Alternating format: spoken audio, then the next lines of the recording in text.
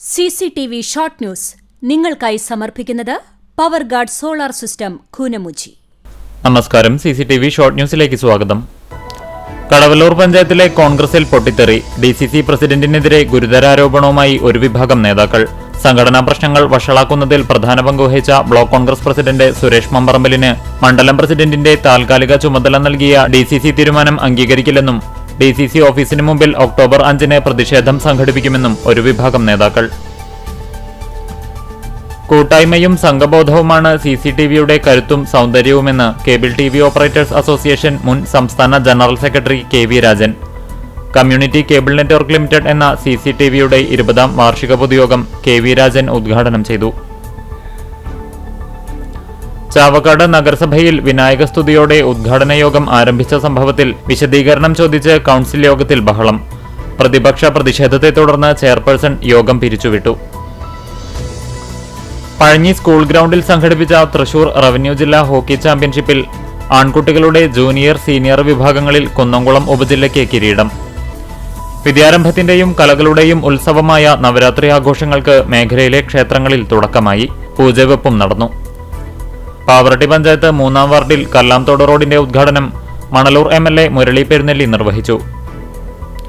കണ്ടാണശ്ശേരി പഞ്ചായത്ത് പുതിയ ഓഫീസ് കെട്ടിടത്തിന്റെ ഉദ്ഘാടനം ഒക്ടോബർ 3-ന് നടക്കുമെന്ന് പഞ്ചായത്ത് പ്രസിഡന്റ് മിനി ജയൻ വാർത്താസമ്മേളനത്തിൽ അറിയിച്ചു. കുന്നംകുളം നഗരസഭയുടെ ചിരകാല സ്വപ്നങ്ങളിലൊന്നായ മഹാത്മാഗാന്ധിയുടെ പ്രതിമ അനാച്ഛാദനവും മഹാത്മാഗാന്ധി ചതുരത്തിന്റെ ഉദ്ഘാടനവും ഗാന്ധി ജയന്തി ദിനത്തിൽ നടത്തുമെന്ന് ചെയർപേഴ്സൺ സീതാ രവീന്ദ്രൻ അറിയിച്ചു. ഇന്ത്യയുടെ പ്രതിപക്ഷ നേതാവ് രാഹുൽ ഗാന്ധിയുടെ നെഞ്ചിലേക്ക് നിറയൊഴിക്കണമെന്ന് ചാനൽ ചർച്ചയിൽ പരസ്യമായി പറഞ്ഞ യുവമോർച്ച നേതാവിനെതിരെ പിണറായി വിജയന്റെ പോലീസ് ശക്തമായ നടപടിയെടുക്കാത്തതിൽ പ്രതിഷേധിച്ച് വിവിധയിടങ്ങളിൽ കോൺഗ്രസ് നേതൃത്വത്തിൽ പ്രകടനങ്ങളും പൊതുയോഗവും നടത്തി. എരുമപ്പെട്ടി പതിയാരം സെന്റ് ജോസഫ്സ് ഇടവക ദേവാലയത്തിൽ വിൻസെന്റ് ഡി പോൾ സൊസൈറ്റിയുടെ നേതൃത്വത്തിൽ വിൻസെന്റ് ഡി പോളിന്റെ തിരുനാൾ ആഘോഷിച്ചു. PSC പരീക്ഷയിൽ ഉന്നത വിജയം നേടി സർക്കാർ ജോലി കരസ്ഥമാക്കുന്നതിനുവേണ്ടി ഉദ്യോഗാർത്ഥികൾക്ക് സൗകര്യമൊരുക്കുന്ന PSC പഠന കേന്ദ്രം കുന്നംകുളം നഗരസഭയുടെ ഏകലവ്യൻ സ്മാരക ലൈബ്രറിയിൽ ആരംഭിച്ചു. കടപ്പുറം ഗ്രാമപഞ്ചായത്ത് 2025-26 വാർഷിക പദ്ധതി പ്രകാരം മത്സ്യത്തൊഴിലാളികളുടെ മക്കൾക്ക് ലാപ്ടോപ്പുകൾ വിതരണം ചെയ്തു. മതസൗഹാർദ്ദത്തിന്റെയും ഐക്യത്തിന്റെയും പ്രാധാന്യം നിലനിർത്തുക എന്ന ആശയം മുൻനിർത്തി ധർമ്മപ്രബോധനം ട്രസ്റ്റും ഇയാൽ ശ്രീനാരായണ ഗുരുമന്ദിരവും ചേർന്ന് സെമിനാർ നടത്തി.